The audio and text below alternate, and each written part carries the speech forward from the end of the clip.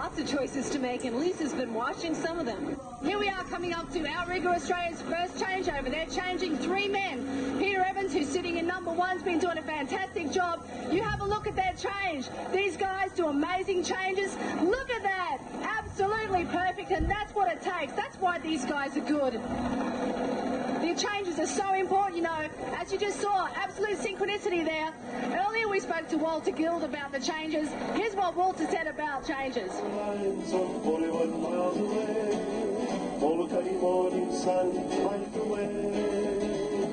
Oh, spirit of the channel, won't you ride with me? I've saved a place for you in my canoe.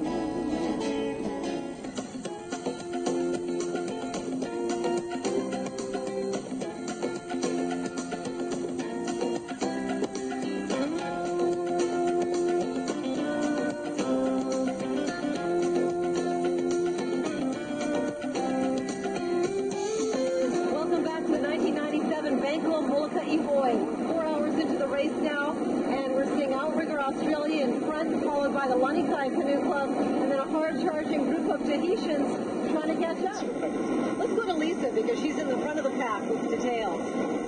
We're approaching the 4-hour mark now, just under 5 miles to Diamond Head. These guys are really starting to get a little bit tired now.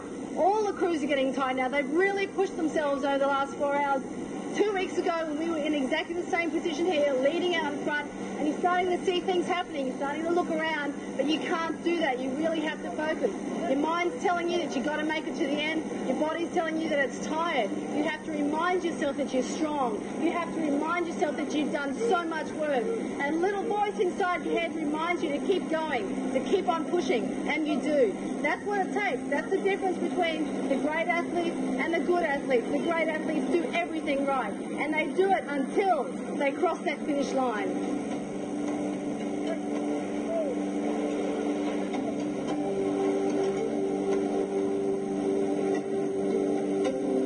Still in the hunt, but I understand Lisa has caught up with those relentless Aussies. Lisa? These guys are still looking fresh. It's amazing that after nearly 4 3/4 hours, 5 hours, that these guys can still look good. You can see they're still sitting up nice and straight. No one has their head down. They still have a nice twist. Their blades are still buried deep in the water. They've got a good catch, and they're still pumped. Look at the guy in number 4. That's Todd.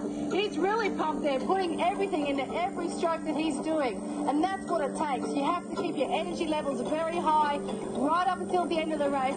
This is where it's important to drink caffeine drinks, to eat gummy bears, snakes, anything with sugar in it to keep your energy levels very, very high.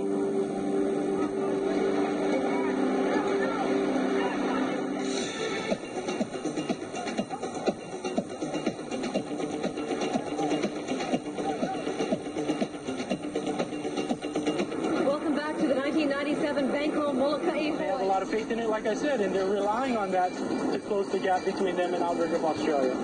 Right now, Lisa Curry is up where Lanikai Canoe Club would like to be. She's watching the Australian team in the lead. Thanks, Leslie. Thanks, Daryl. Well, we're about 23 minutes away from the race record. I wonder if they can do it, because Outrigger Australia has definitely sewn this race up. They can sniff the finish line, and they've been sniffing it for about half an hour now. They've been looking over their shoulder at Lanikai, but there's no need to worry now. I don't think anything's going to happen to take it away from them. 3 of these team members have won this race before. They know what it feels like to win, and they're really hanging out to feel that feeling one more time. The other 6 members have never won this race before, and I tell you what, when they cross the finish line, this team is going to go off. They've been training so hard for this. Lanikai beat them 15 months ago. They decided not to come to Hawaii last year for this race because they were beaten. They wanted to get in there and do the work so they can have a fantastic job this year, and they've done that. Congratulations to everybody, especially the people right at the back of the crew. You know, the back markers, they're the ones that push everyone forward, and the best team on the day is always pushed by the best people behind them. So congratulations to Outrigger Australia, congratulations to everyone in the whole race. They've done a fantastic job, and as we say in Australia, good on you, mate. Mahalo.